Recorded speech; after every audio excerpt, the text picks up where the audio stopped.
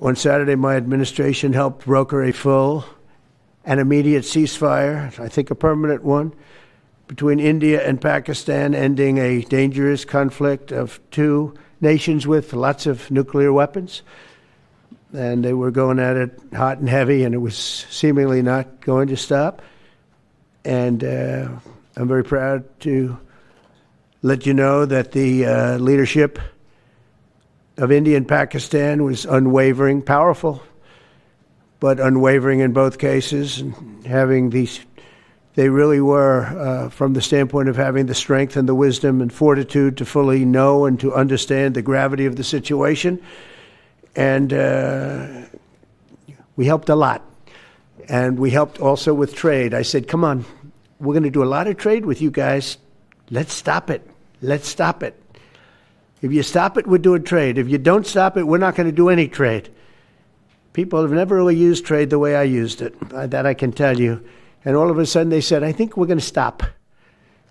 And they have. And they did it for a lot of reasons, but trade is a big one. We're going to do a lot of trade with Pakistan. We're going to do a lot of trade with India. We're negotiating with India right now. We're going to be soon negotiating with Pakistan. And we stopped the nuclear conflict. I think it could have been a bad nuclear war. Millions of people could have been killed. So I'm very proud of that. I also want to thank Vice President Vance and Secretary of State Rubio for their work and efforts. They worked very hard on that. We also, as you know, created a situation where the Houthis, for the first time ever, have ceased firing, and they've let it be known that they're not going to be firing at American ships anymore, not going to be firing at Americans anymore. This was a heavy barrage that lasted for approximately 50 days. And as you know, they've been in war essentially for forever. But over the last 10 years, they've been very difficult for other countries. Nobody was able to do what we did. But they stopped, and we take their word for it. Their surrogates and them directly said, we don't want to do this anymore. And so we were satisfied with that. In addition, yesterday we achieved a total reset with China after productive talks in Geneva. Both sides now agreed to reduce the tariffs imposed after April 2nd to 10% for 90 days as negotiators continue on the larger structural issues. And I want to tell you that a couple of things. First of all, that doesn't include the tariffs that are already on, that are our tariffs, and it doesn't include tariffs on cars, steel, aluminum, things such as that, or tariffs that may be imposed on pharmaceuticals, because we want to bring the pharmaceutical businesses back to the United States, and they're already starting to come back now based on tariffs. But starting today, the United States will no longer subsidize the health care of foreign countries, which is what we were doing. We're subsidizing others' health care, countries where they paid a small fraction of what, for the same drug, that what we pay many, many times more for. And we'll no longer tolerate profiteering and price gouging from Big Pharma. But again, it was really the countries that forced Big Pharma to do things that, frankly, I'm not sure they really felt comfortable doing. But they've gotten away with it, these countries. European Union has been brutal. And the drug companies actually told me stories. It was just brutal how they forced them. And European Union suing all our companies, Apple, Google, Meta. They're suing all of our companies. They end up, they have judges that are European Union-centric, and they get rewarded $15 billion, $17 billion, $20 billion, and they use that to run their operation. Not going to happen any longer, that I can tell you. So for the first time in many years, we'll slash the cost of prescription drugs, and we will bring fairness to America. Drug prices will come down by much more, really, if you think 59. If you think of a drug that is sometimes 10 times more expensive, it's much more than the 59%. You know, it depends on the way you want to analyze it, but in one way you could analyze it that way. But between 59 and 80, and I guess even 90%. So when I worked so hard in the first term, and if I got prices down, remember I was the only one to ever get prices down for a full year, but I'd get them down like 2%, and I thought it was like a big deal. Well, we're getting them down 60, 70, 80, 90%, but actually more than that if you think about it in the way mathematically.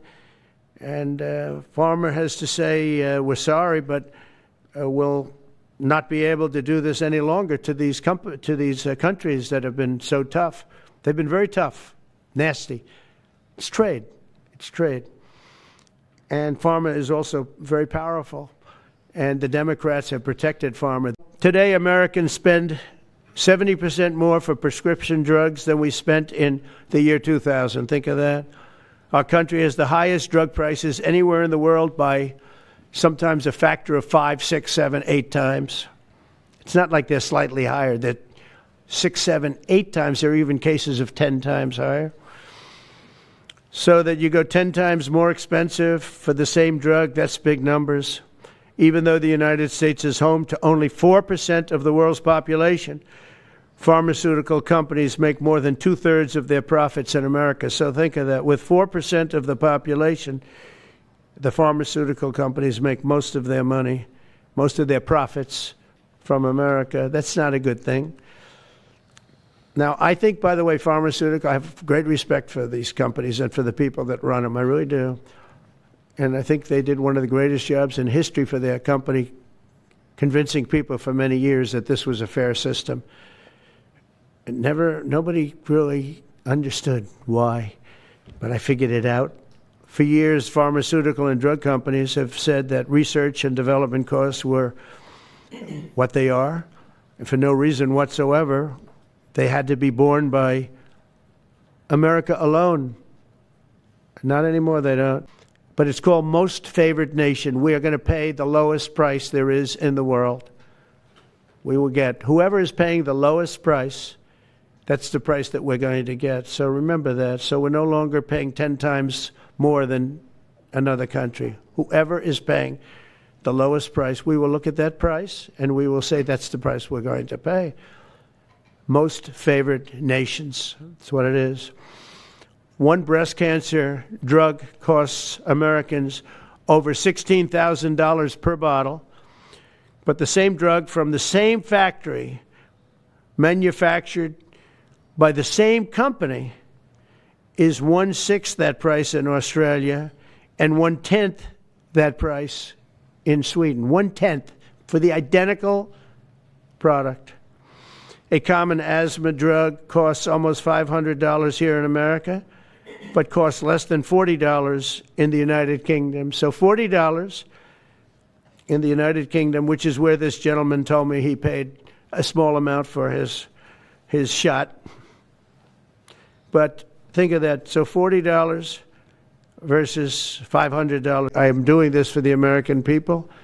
I'm doing this against the most powerful lobby in the world, probably the drug lobby, drug and pharmaceutical lobby.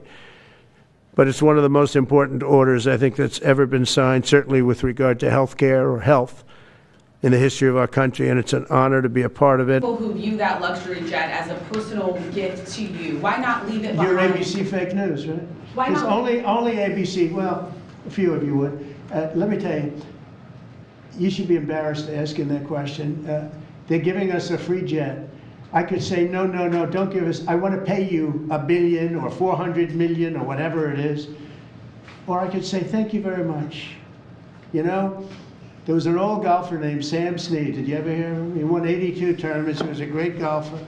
And he had a motto: when they give you a putt, you say, thank you very much. You pick up your ball and you walk to the next hole. A lot of people are stupid. They say, no, I insist on putting it. And then they putt it and they miss it. And their partner gets angry at them. You know what? Remember that, Sam Snead. When they give you a putt, you pick it up and you walk to the next hole and you say, thank you very much. Respectfully, sir, as a businessman, some people may look at this and say, have you ever been given a gift worth millions of dollars and then not received anything? It's not a gift to me, it's a gift to the Department of Defense. And you should know better, because you've been embarrassed enough, and so has your network. Your network is a disaster. ABC is a disaster. Here is the bill. Bobby, come on over here.